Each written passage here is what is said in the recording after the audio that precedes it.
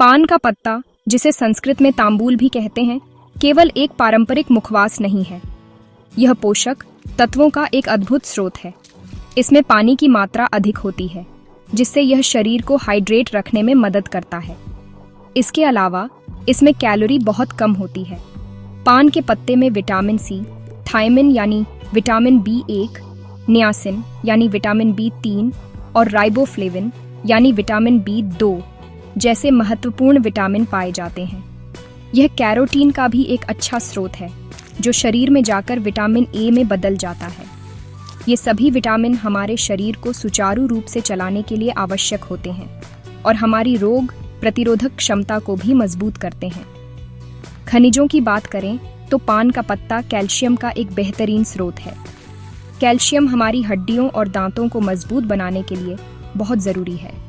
इसके साथ ही इसमें पोटेशियम, आयरन और आयोडीन जैसे खनिज भी पाए जाते हैं। पोटेशियम रक्तचाप को नियंत्रित करने में मदद करता है, जबकि आयरन शरीर में खून की कमी को रोकता है। आयोडीन थायराइड ग्रंथि के सही कामकाज के लिए आवश्यक है। इन सभी पोषक तत्वों की उपस्थिति पान के पत्ते को एक साधारण पत्ते से कहीं अधिक महत्वपूर्ण बना देती है, जो हमारे समग्र स्वास्थ्य के लिए फायदेमंद है। पान के पत्ते का असली जादू इसके अंदर मौजूद फाइटोकेमिकल्स में छिपा है। फाइटोकेमिकल्स पौधों में पाए जाने वाले विशेष यौगिक होते हैं, जो औषधीय गुणों से भरपूर होते हैं। पान के पत्ते में चैविकोल, हाइड्रोक्सीचैविकोल और यूजीनॉल जैसे प्रमुख यौगिक होते हैं। ये यौगिक शक्तिशाली एंटीऑक्सीडेंट के रूप में काम करते हैं।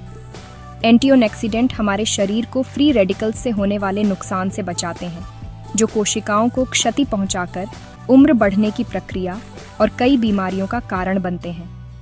इन फाइटोकेमिकल्स की क्रियाविधि बहुत रोचक है। यूजीनॉल, जो लौंग में भी पाया जाता है, एक प्राकृतिक दर्द निवारक और एंटीसेप्टिक के रूप में काम करता है।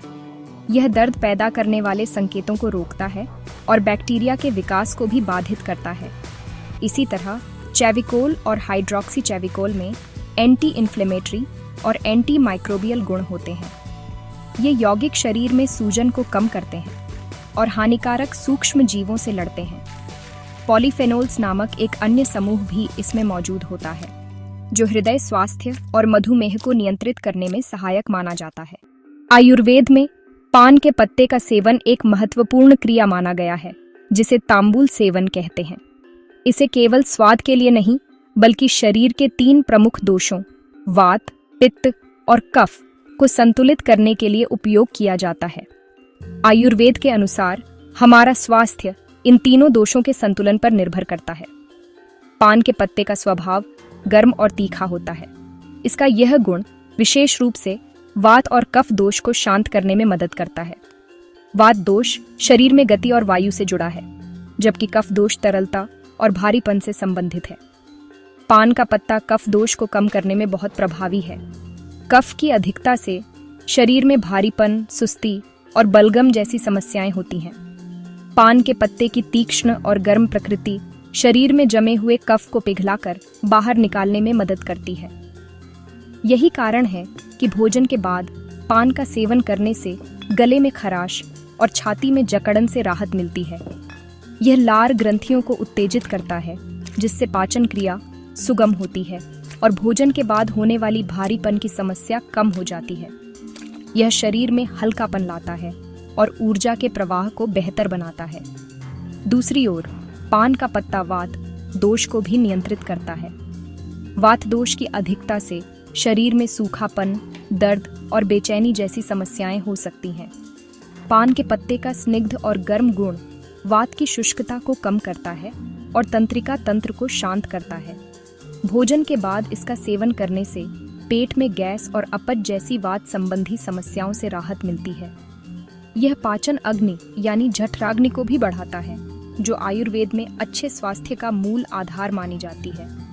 एक मजबूत पाचन अग्नि भोजन को ठीक से पचाने और पोषक तत्वों को अवशोषित करने में मदद करती है।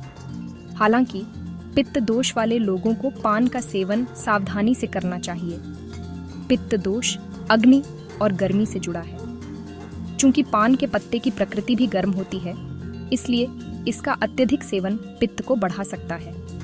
इससे शरीर में गर्मी, एसिडिटी या त्वचा पर चकत्ते जैसी समस्याएं हो सकती हैं। इसलिए आयुर्वेद सलाह देता है कि पित्त प्रकृति के लोग पान का सेवन कम मात्रा में करें या फिर उसमें सौंफ, गुलकंद या नारियल जैसी ठंडी तासीर वाली चीजें मिलाकर इसका संतुलन बनाएं। इस प्रकार तांबूल सेवन दोषों को समझकर किया जाना चाहिए। पान के पत्ते का सबसे प्रसिद्ध लाभ पाचन तंत्र पर इसका प्रभाव है। भोजन के बाद पान चबाने की परंपरा सदियों पुरानी है और इसके पीछे वैज्ञानिक कारण भी हैं। पान का पत्ता चबाने से हमारी लार ग्रंथियां सक्रिय हो जाती हैं, जिससे अधिक लार बनती है। लार में एंजाइम होते हैं जो भोजन को तोड़ने में मदद करते हैं, जिससे पाचन प्रक्रिया आसान हो जाती है। इसके अलावा पान का पत्ता हमारी आंतों की मांसपेशियों को आराम देता है और पाचन अग्नि को बढ़ाता है। इससे कब्ज, गैस और अपच जैसी समस्याओं से राहत मिलती है। यह पेट के पीएच स्तर को भी संतुलित करने में मदद करता है। श्वसन संबंधी समस्याओं में भी पान का पत्ता एक कारगर औषधि है। इसकी गर्म तासीर और एंटी इन्फ्लेमेटरी गुण इसे सर्दी, खांसी और अस्थमा के उपचार में उपयोगी बनाते हैं। जब छाती में बलगम जम जाता है तो पान के पत्ते पर थोड़ा सरसों का तेल लगाकर उसे हल्का गर्म करके छाती पर रखने से राहत मिलती है। यह एक पारंपरिक घरेलू नुस्खा है जो जकड़न को कम करता है और बलगम को ढीला करके बाहर निकालने में मदद करता है। पान के पत्तों का रस शहद के साथ मिलाकर पीने से गले की खराश और सूखी खांसी में भी आराम मिलता है। आधुनिक शोध में पान के मधुमेह रोधी गुणों का भी पता चला है। कुछ अध्ययनों से संकेत मिलता है कि पान के पत्तों का अर्क रक्त शर्करा के स्तर को नियंत्रित करने में मदद कर सकता है। इसमें मौजूद फाइटोकेमिकल्स, विशेष रूप से पॉलीफेनोल्स, शरीर में इंसुलिन के प्रति संवेदनशीलता को बेहतर बना सकते हैं। हालांकि यह मधुमेह की दवा का विकल्प नहीं है, लेकिन एक स्वस्थ जीवन शैली के साथ इसका सीमित और शुद्ध रूप में सेवन फायदेमंद हो सकता है। यह शरीर के मेटाबॉलिज्म को भी सुधारता है, जो मधुमेह के प्रबंधन में एक महत्वपूर्ण कारक है। पान के पत्ते में यूजिनॉल की उपस्थिति के कारण यह एक उत्कृष्ट दर्द निवारक और एंटीसेप्टिक के रूप में भी काम करता है। जब किसी जगह पर कट या घाव हो जाता है तो पान के पत्ते का रस लगाने से संक्रमण का खतरा कम हो जाता है और घाव जल्दी भरने में मदद मिलती है। इसका एनाल्जेसिक यानी दर्द निवारक गुण सिर दर्द, जोड़ों के दर्द और दांत दर्द में भी राहत प्रदान करता है। दांत दर्द होने पर पान के पत्ते को उस दांत के पास रखने से दर्द में कमी आती है। यह मुंह के बैक्टीरिया को भी मारता है, जिससे यह एक प्राकृतिक माउथ फ्रेशनर का काम करता है। यह समझना बहुत महत्वपूर्ण है कि पान के पत्ते के स्वास्थ्य लाभ तभी मिलते हैं जब इसका सेवन शुद्ध रूप में किया जाए। बाजार में बिकने वाले अधिकांश पान में सुपारी, तंबाकू, कथा और चूने का अत्यधिक प्रयोग होता है। यह मिलावट पान को एक स्वास्थ्यवर्धक औषधि से एक खतरनाक पदार्थ में बदल देती है। सुपारी में एरेकोलिन नामक एक यौगिक होता है, जिसे अंतर्राष्ट्रीय कैंसर अनुसंधान एजेंसी द्वारा मनुष्यों के लिए कैंसरकारी यानी कार्सिनोजेनिक के रूप में वर्गीकृत किया गया है।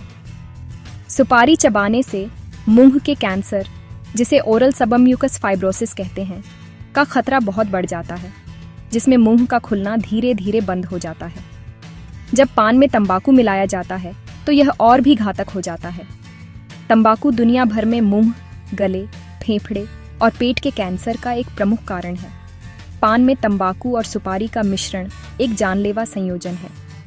उदाहरण के लिए, भारत के कई ग्रामीण क्षेत्रों में जहां तंबाकू युक्त पान का सेवन आम है, वहां मुंह के कैंसर की दर बहुत अधिक है। एक व्यक्ति जो नियमित रूप से ऐसा पान चबाता है, उसके मसूड़े कमजोर हो जाते हैं, दांत खराब हो जाते हैं और उसे मुंह, जीभ या गाल का कैंसर होने का खतरा कई गुना बढ़ जाता है। मीठा पान, जिसमें गुलकंद, सौंफ और नारियल होता है, तंबाकू वाले पान से सुरक्षित माना जाता है, लेकिन इसका अत्यधिक सेवन भी दांतों के लिए हानिकारक हो सकता है। मीठे पान में मौजूद चीनी और चिपचिपे पदार्थ दांतों पर एक परत बना लेते हैं। यदि खाने के बाद मुंह को ठीक से साफ नहीं किया जाता है तो यह परत बैक्टीरिया को पनपने का मौका देती है। ये बैक्टीरिया एसिड बनाते हैं जो दांतों के इनेमल को नष्ट कर देते हैं, जिससे कैविटी यानी दांतों में सड़न का खतरा बढ़ जाता है। इसलिए मीठा पान खाने के बाद भी मौखिक स्वच्छता का ध्यान रखना बहुत जरूरी है। अंततः पान के पत्तों का सुरक्षित सेवन पारंपरिक ज्ञान और आधुनिक विज्ञान के संतुलन में निहित है। यदि आप पान का सेवन करना चाहते हैं तो सादा पत्ता या सादा पान चुनें, जिसमें केवल सौंफ, इलायची, लौंग या गुलकंद जैसी प्राकृतिक चीजें हों। सुपारी, तंबाकू और अतिरिक्त चूने से पूरी तरह बचें। पान खाने के बाद हमेशा सादे पानी से अच्छी तरह कुल्ला करें ताकि मुंह में कोई अवशेष न रह जाए। पारंपरिक ज्ञान हमें पान के औषधीय गुणों के बारे में बताता है, जबकि आधुनिक चिकित्सा हमें इसकी मिलावट से होने वाले खतरों से आगाह करती है। दोनों को समझकर हम इसके लाभ उठा सकते हैं और जोखिमों से बच सकते हैं।